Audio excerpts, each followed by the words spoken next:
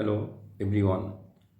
আজকে যে বিষয়টা নিয়ে আজকে কথা বলবো সেটা হচ্ছে 2025 সালে এখন আমাদের চলছে মাহে রমাদান। মাহে রমাদানের একটা বিশেষ পার্ট হলো ভোরের যে খাবার সেটাকে আমরা সেহরি বলে থাকি। তো এই সেহরি একটা গুরুত্বপূর্ণ খাবার, যে খাবারটা প্রত্যেকের খাওয়া অবশ্যই জরুরি। কারণ নবী করিম সাল্লাল্লাহু আলাইহি ওয়াসাল্লাম ইরশাদ করেছেন যে সেহরি খাওয়া সবথেকে বরকতময় খাওয়া।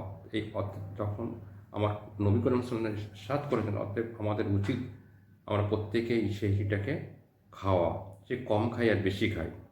তো সেহরি আমরা অবশ্যই সবাই আমরা খাবো। 30 দিন রোজা হলে 30 দিনই খাবো। তো আমার অনেক পেশেন্ট আছে, যেহেতু আধুনিক, তারা অনেক রাত অবধি কাজকাম করে থাকে, খায়ও রাত্রে, খাওয়াটা দেরি করে খায়। তো সেহরিতে কী খাবো এই নিয়ে আমাকে বলছেন, স্যার একটা যদি ভিডিও করে আমাদের বলেন তাহলে সুবিধা হয়। তো আমরা সাধারণত রাত্রেবেলা, যেহেতু আমরা বাঙালি ভাত রুটি খেতে অভ্যস্ত, আমরা সাধারণত কি ইফতারের পরে আমরা রাত্রে ডিনারটা ভাত রুটি দিয়ে সেরে ফেলে আমাদের কাজ মিটিয়ে আমরা ঘুমাতে যাই।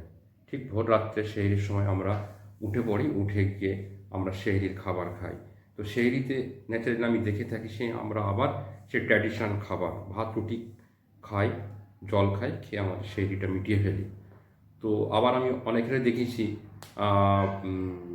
যারা সারাদিনে 3 লিটার জল খায় না, ঠিক সেহরির সময় আজানের 10 মিনিট আগে 1.5 লিটার জল খেয়ে নিল। তো এটা একটা ভুল ধারণা। এইভাবে আপনারা খাবেন, এতে আমাদের শরীরের কিডনির উপরে প্রেশার পড়ে, আর এটাও বিজ্ঞানসম্মত নয়। তো আমাকে যদি বলতে বলেন, তাহলে আমি একটু বিজ্ঞানসম্মত যদি কথা বলি, তো সেটা এমন হওয়া উচিত, সেহরির খাবারটা অল্পই খান আপনারা, কিন্তু সেটা হবে কার্বোহাইড্রেট ছাড়া। ভাত রুটি খাবো না।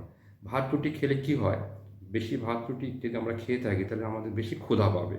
10টা 11টার পরে দেখবেন আমাদের একটা ক্ষুধা পাবে। আর জল বেশি খেলে কি হবে, ঘন ঘন সকাল 6টা থেকে পেচ্ছাপ করতে, মানে আপনার বাথরুম যেতে হবে বারবার। তো এটা একটা মানে কষ্টকর ব্যাপার। তো আমাদের খাবারটা মানে কেমন খাওয়া উচিত, মানে যে ধরনের মানে খাবার, ফ্রুটস খেলে তাতে প্রচুর জল থাকে, যেমন তরমুজ, আঙ্গুর, আনারস, লেবু, যাদের মধ্যে প্রচুর জল হয়, এই ধরনের ফ্রুটসগুলো আমরা যদি খাই, এতে প্রচুর মানে জল আছে। এই জলটা আস্তে আস্তে রিলিজ হবে, সারাদিনে আমাদের জলের চাহিদাটা মেটাবে, শরীর ক্লান্তিটা দূর করবে।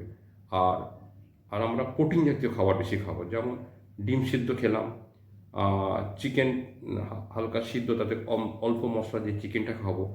এইভাবে যদি আমরা ঘুরিয়ে ফিরে কোনো দিন ডিম খেলাম, চিকেন, মাছ খেলাম, প্রোটিনটা আমাদের শরীরে আসবে। এতে প্রোটিন খেলে পেট সবসময় ভরা ভরা থাকে, তাড়াতাড়ি খিদা পায় না। তো আমরা এই ধরনের মানে প্রোটিন কাম ফ্রুটস যদি আমরা নিয়ে থাকি রেগুলার, তো দেখবেন ভোর রাত্রে অল্পই খাওয়া হলো, কিন্তু আপনার শরীরের দুর্বলতাও আসবে না, জলের টানও থাকবে না, শরীরে ক্লান্তিও থাকবে না। তো আর জলটা অবশ্যই খাবেন, সেখানে 2 লিটার না খেয়ে আপনি 500 জল খেলেন, দেখবেন এতেই আপনার শরীরের জলের ভারসাম্যও ঠিক থাকবে। এটা যদি আমরা মেনটেন করি, তাহলে মানে একটা নিউট্রিশনটা পুরোপুরি, মানে আমার মনে হয় ঠিক থাকে।